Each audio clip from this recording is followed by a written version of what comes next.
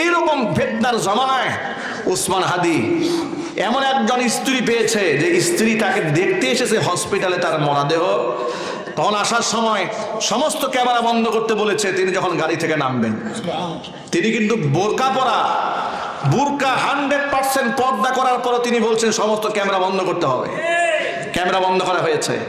তিনি যখন নেমেছেন তখন তার জন্য রানিং পথটা, অর্থাৎ গাড়ি থেকে যে নেমে এই কতদূর পথ হসপিটাল ভিতরে হাঁটবে সেটাও যেন তার গায়ের বুরকার কালারটা কেমন মানুষ দেখতে না পারে, রানিং পর্দার ব্যবস্থা করা হয়েছে। আল্লাহু আকবার বলেন।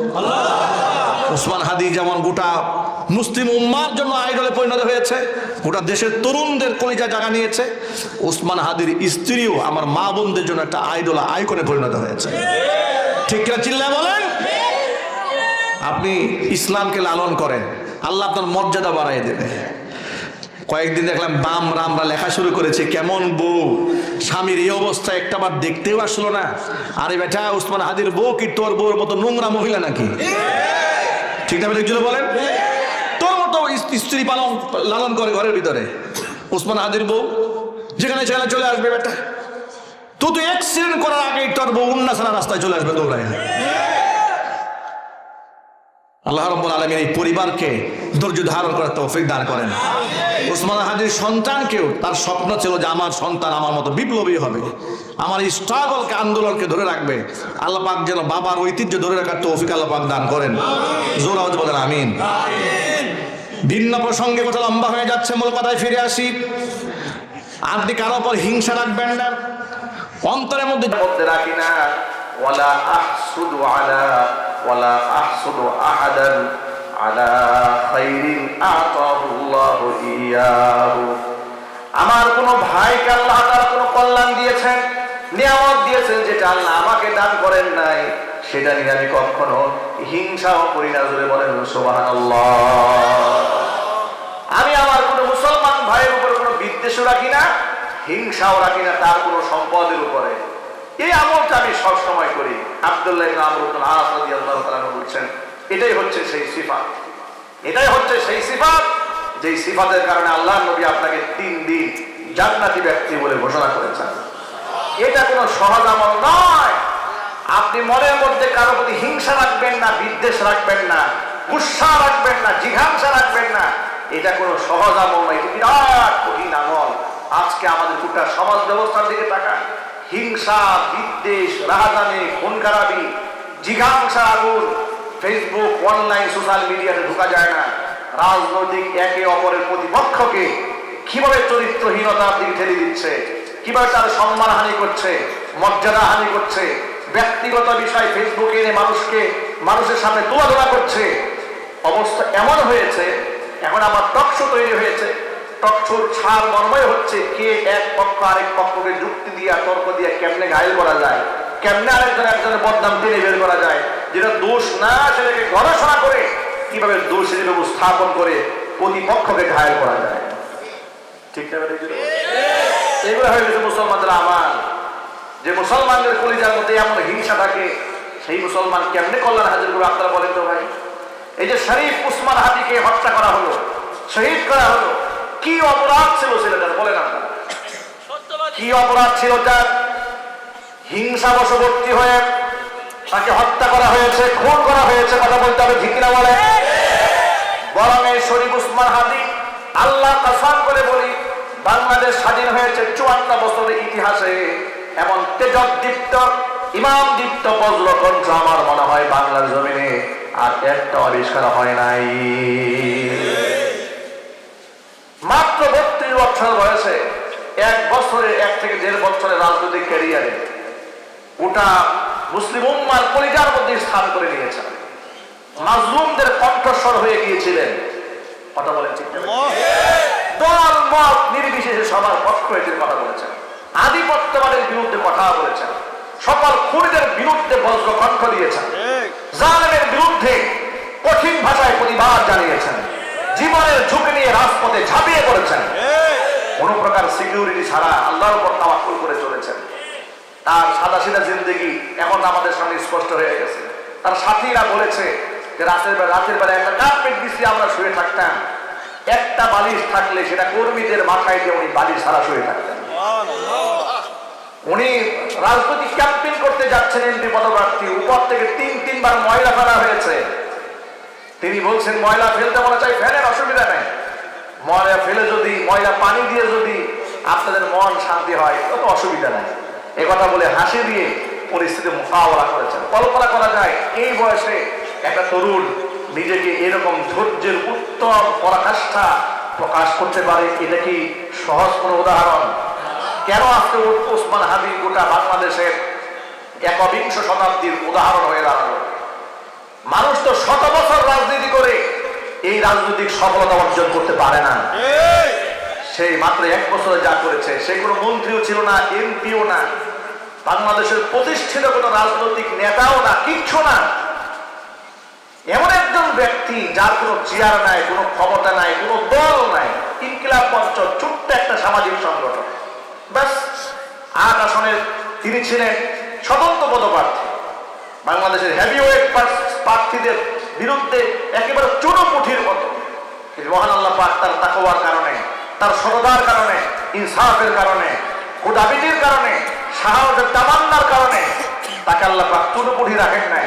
সে তো 1 আসনের এমপি হতে চেয়েছিল, তাকে আল্লাহ পাক গোটা বাংলাদেশের বাদশা বানিয়ে দিয়েছে। আজকে তার বিদায়টা হয়েছে বাদশার মতো। আপনি বলেন বাংলাদেশের ইতিহাসে এমন জানাজা কার কপালে জুটেছে? কথা বলে ঠিক যাবে ঠিক? একমাত্র শহীদ প্রেসিডেন্ট জিয়াউর রহমান রহমাতুল্লাহি আলাইহি, আল্লাহ পাক তাকে ক্ষমা করে দেন।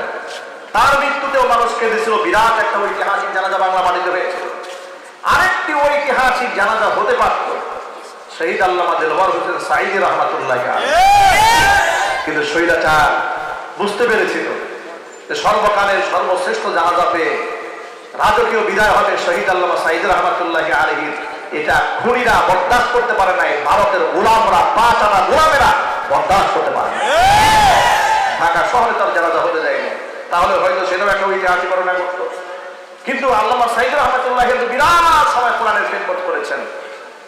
তিনি রাজকীয় বিদায় প্রাপ্য ছিলেন, কিন্তু এই ছেলেটা মাত্র 1 বছরে এমন রেভলিউশন তৈরি করলেন, আমার মনে হয় পৃথিবীর ইতিহাসে এটা বিরল ঘটনা। ঠিক কিনা যদি বলেন? তার চেহারার দিকে তাকালে মনে হয় আপন ভাই, এত আপন মনে হয় তাকে। তার বক্তব্যগুলো শুনলে ঈমান তাজা হয়, দেশপ্রেম জাগ্রত হয়।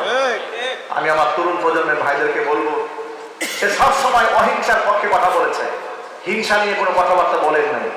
সে শাস্তি চেয়েছে, বিচার দাবি করেছে। কার বিচার দাবি করেছে? যারা হাজার হাজার মানুষ খুন করেছে। কথা বলেন ঠিক না যদি বলেন? সে কি কোনো নিরাপরাধ মানুষের বিচার চেয়েছে? না, সে খুনিদের বিচার চেয়েছে। সে আওয়ামী লীগের ব্যাপারে ছিল বজ্র কঠিন, কারণ আওয়ামী লীগ একটি অভিশপ্ত মালহীন দল। কথা বলতে হবে ঠিক কিনা যদি বলেন? যে মালহীন দল বাংলাদেশ ইতিহাসের সবচেয়ে ঘৃণ্যতম হত্যাকাণ্ড বাংলার জমিনে ঘটিয়েছে।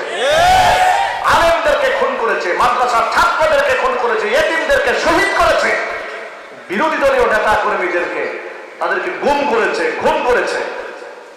এমনকি জীবন্ত মানুষের পেটের মধ্যে পাথর বেঁধে পানিতে ভাসিয়ে দিয়েছে। এমন হিংস্র হায়না, জঙ্গলি জানোয়ারও তার প্রতিপক্ষের সাথে এই আচরণ করে না যে আচরণ খুনি হাসিনা বাংলাদেশের মানুষের সাথে করেছে। কথা বলতে হবে ঠিক কিনা বলে? আর এগুলা করেছে একমাত্র তাদের তথাকথিত স্বামী নরেন্দ্র মোদীকে খুশি করার জন্য।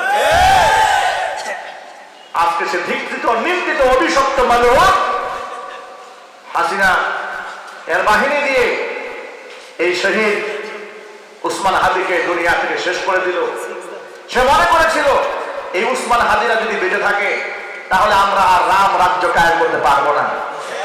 এই চিন্তা করে তাকে মেরেছে। কিন্তু ওই স্বৈরাচারী খুনি হাসিনা এবং ওদের নাতিপুতিরা চিন্তা করতে পারে না যে হাদি এক হাদি চলে গেলে লক্ষ কোটি মুমিন মুসলমানের কলিজার মধ্যে হাদির মতামত আর মহব্বত আল্লাহ ঢুকাই দেবে। আগে তো হাদি একজন ছিল, এখন বাংলাদেশের ঘরে ঘরে হাদি জন্ম নিয়েছে। ঠিক আছে বলেন? খুনি হাসিনা বেঁচে থেকে আজকে মরা। ঠিক আছে, খুনি হাসিনা এবং ওদের নাতিপুতিরা বেঁচে থেকে ওরা মৃত। আর পক্ষান্তরে শহীদ উসমান হাদি দুনিয়া থেকে চলে যাওয়ার পরেও তিনি জীবিত। কোটি মানুষের হৃদয়ে রাজত্ব করে যাবে কিয়ামত পর্যন্ত। এটা আল্লাহ পাকের ওয়াদা।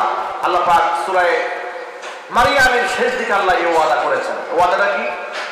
ইন্নাল্লাযীনা আমানু ওয়া আমিলুস সালিহাতি সায়াজআলু লাহুমুর রাহমানু উদ্দা। নিশ্চয় যারা ঈমান আনে, ভালো কাজ করে, সায়াজআলু লাহুমুর রাহমানু উদ্দা, আমি আল্লাহ তাআলা অবশ্যই তাদের জন্য মানুষের অন্তরে মহব্বত পয়দা করে দেব। ঠিক তাই হয়েছে। একদিক থেকে মাওলানা সাঈদী রাহমাতুল্লাহি আলাইহিকে মানুষ যেমন ভালোবাসে, এখনো পর্যন্ত তার জন্য মানুষ চোখের পানি ছাড়ে। তার এক একটা বক্তব্য এখনো পর্যন্ত মনে হয়, শুনলে মনে হয় যে বর্তমান সমাজকে নিয়ে তিনি গতকালকে ওয়াজ করেছেন। ঠিক কিনা জোরে বলেন? এমন জীবন্ত মনে হয়। এমন একজন কিংবদন্তি তিনি ছিলেন। অনুরূপভাবে উসমান হাদির দিকে তাকায় দেখেন, তার এক একটা বক্তব্য সোশ্যাল মিডিয়াতে এখন ভাইরাল। বক্তব্যগুলো শুনলে কলিজার মধ্যে আগুন লেগে যায়, শরীরটা হিম হয়ে যায়, পশম দাঁড়িয়ে যায়।